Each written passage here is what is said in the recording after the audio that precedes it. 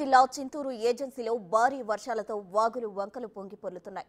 అన్నవరం వాగు ఉధృతంగా ప్రవహిస్తోంది. అయినా ప్రమాదకరంగా కూలీలు వాగు దాటుతున్నారు.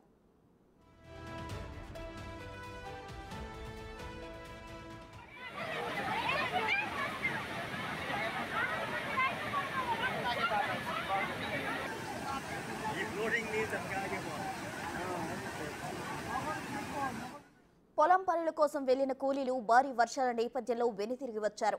అన్నవరం వాగు ఉధృతంగా ఉప్పొంగి ప్రవహిస్తోంది. కొన్ని గంటల పాటు వరద తగ్గుముఖం పడుతుందేమోనని వేచి చూశారు.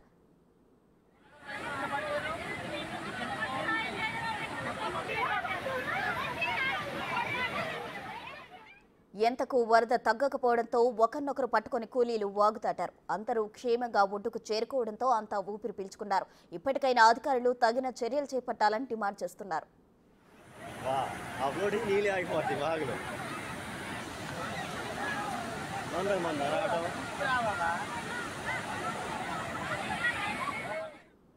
అల్లూరు జిల్లాలో భారీ వర్షాలతో వాగులు వంకలు పొంగి పొర్లుతున్నాయి. దీనికి సంబంధించి మరిన్ని వివరాలు మా ప్రతినిధి శివశంకర్ ఫోన్ లైన్ సిద్ధంగా ఉన్నారు. శివశంకర్, చెప్పండి. అయితే ఈ విధంగా వాగులు వంకలు పొంగడం వల్ల డైలీ వేజెస్ కి వెళ్లే వాళ్ళకి చాలా ఇబ్బందిగా కనిపిస్తుంది. అయితే దీనికి సంబంధించి అధికారులు చర్యలు చేపట్టాలని వారు అయితే కోరుతున్నారు.